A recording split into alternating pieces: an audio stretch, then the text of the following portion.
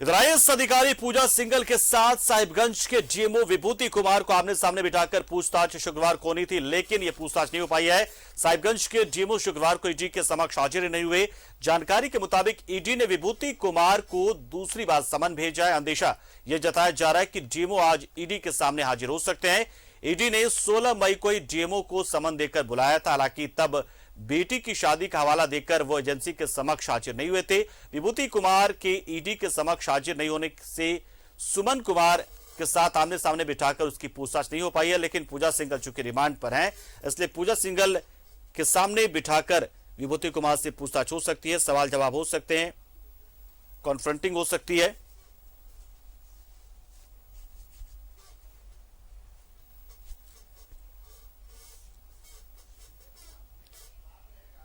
ये बड़ी जानकारी दे रहे हैं हम आपको, और लगातार हम ये भी अपडेट लेने की कोशिश में जुटे हुए हमारे सहयोगी के जरिए कि फिलहाल चल क्या रहा है। क्या विभूति कुमार ईडी के दफ्तर पहुंचे हैं, क्योंकि वो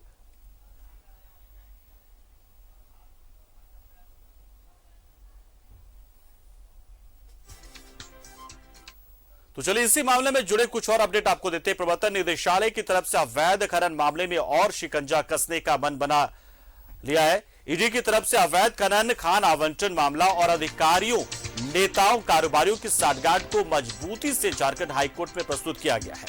ईडी की तरफ से जो हलफनामा दाखिल किया गया उसमें इस बात का खुलासा तो कर ही दिया गया है कि खान आवंटन मामले में आईएएस पूजा सिंघल अपने पद का दुरुपयोग कर वैसे लोगों को खान आवंटित उन्होंने किया है जिसके लिए नेताओं की तरफ से लॉबिंग की गई है।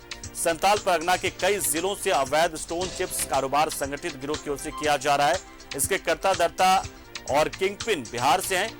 इनकी ओर से देवघर दुमका के स्थानीय लिंक के तौर पर काम किया जाता। बिहार के लोगों के कहने पर ही स्थानीय लिंक काम करता है, जो स्टोन चिप्स ले जाने वाले ट्रक और हाईवा से जुड़े लोग होते हैं।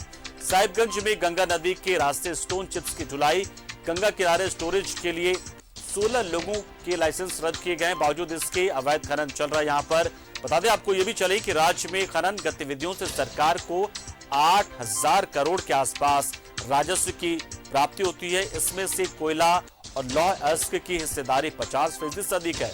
वहीं बालू, स्टोन, माइंस, मुरम और अन्य लघु खनिजों से भी सरकार को करीब 1,000 करोड़ तक की प्राप्ति हो जाती है।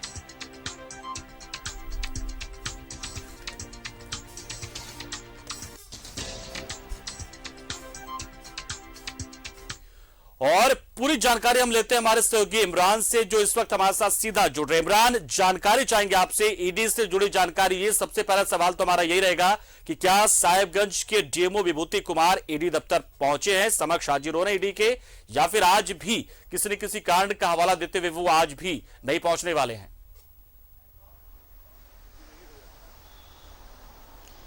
देखिए, जो सूत्रों ने जानकारी दी है पंकज के, जो साहिबगंज के जो डीएमओ हैं वो अपने कार्यस्थल पर है, अपने कार्यालय पहुंचे हैं और उनके अनुसार वो चेक करना चाह रहे हैं कि उनको सम्मन जारी हुआ है या नहीं है।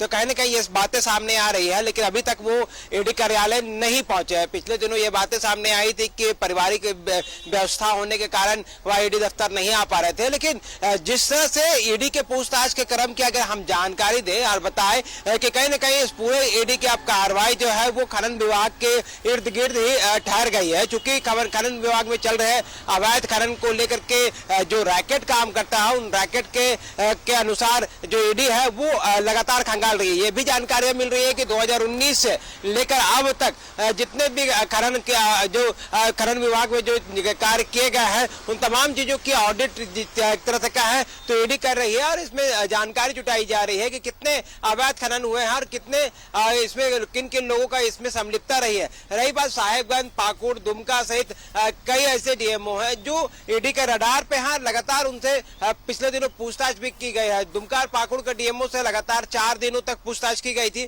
इस दौरान कई जानकारियां भी हासिल की गई है। अब जो कोर्ट में जो जानकारी दी गई है ईडी की तरफ से, कई जो डिजिटल डॉक्यूमेंट्स मिले हैं या फिर इनके अलावा कई जो दस्तावेज मिले हैं, तो कहीं न कहीं पूजा सिंघल से पूछताछ करनी बेहद जरूरी है। तो आज रिमांड अवधि का पहला दिन है, क्योंकि 5 दिनों की रिमांड दी गई है। ऐसे में जो जानकारी मिल रही है कि जो इस पूरे मामले में जिस तरह से अभिषेक झा पहुंचता है, अभिषेक झा जो सामने की गाड़ी अब हम दिखा रहे हैं वो अभिषेक झा की गाड़ी है। आजकल अभिषेक झा ईडी कार्यालय सिर्फ 2-3 वक्त ही पहुंचते हैं। एक सुबह के नाश्ते के वक्त में जब उसकी पत्नी को नाश्ता खिलाना होता है तो वो नाश्ते की पैकेट लेकर के ईडी कार्यालय पहुंचते हैं और पति धर्म निभा करके वापस चले जाते हैं। हालांकि इस पूरे मामले में ये भी देखना होगा पंकज कि इस पूरे कार्रवाई के दौरान जिस तरह की ईडी ने शुरुआत की थी, याद होगा कि पहले जहां मनरेगा घोटाले से इस पूरे मामले की शुरुआत हुई, पल्स हॉस्पिटल की चीजों को खंगाला गया,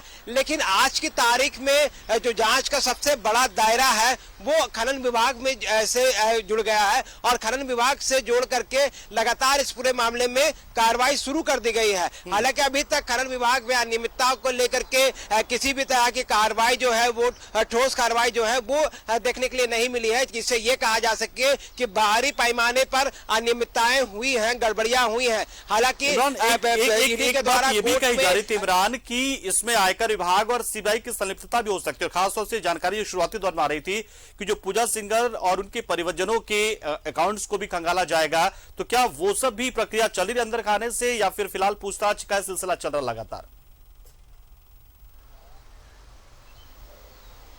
नहीं, देखिए पंकज, जिस तरह से कैश बरामद किए गए हैं तो लाजमी है कि आयकर विभाग की टीम भी मामले को देखेगी और समझेगी कि क्या वित्तीय अनियमितताएं हुई, इसको लेकर के क्या गड़बड़ियां हुई है, ये सारी चीजें के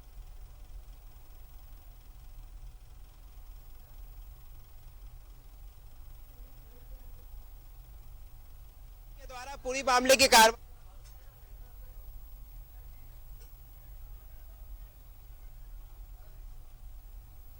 उम्मीद की जा रही है कि अब आने वाले दिनों में वैसे ही लोगों को यहाँ पे बुलाया जाएगा जो खनन विभाग से जुड़े हुए हैं। कल भी कोलकाता और अन्य लोगों जगहों से जो ईडी के कर्मी थे या पदाधिकारी थे वो यहाँ पे पहुंचे थे, कई दस्तावेज लेकर के पहुंचे थे। मतलब साफ है कि लगातार अब जो ईडी की जो कार्रवाई है वो खनन विभाग से जोड़ करके देखी जा रही है। चूंकि साहेबगंज इसलिए प्रमुख बिंदु बन जाता है क्योंकि बताया जाता है कि साहेबगंज के जो गंगा के रास्ते जो अवैध खनन का जो ट्रांसपोर्ट किया जा रहा था और जो चिप्स हो या फिर अवैध तरह के अवैध खनन किए गए थे उनके ट्रांसपोर्ट जो है वो गंगा नदी से ही किए जा रहे थे। इन तमाम चीजों को लेकर के बारीकी से ईडी की टीम जो है वह खंगाल रही है। चलिए, बिल्कुल इमरान, तो आप नजर बना रहे हैं और कोई भी अपडेट आता है तो आप हमें वो जानकारी दें ताकि दर्शकों तक हम वो अपडेट पहुंचा सके और नजर आप बना रहे। बहुत बहुत शुक्रिया, आपने अभी तक की जो जानकारी दी कि ईडी दफ्तर में फिलहाल चल क्या रहा है बताया। आपने जानकारी दी कि लगातार कोशिश ये हो रही है कि इस जांच के दायरे को बढ़ाया जाता रहे।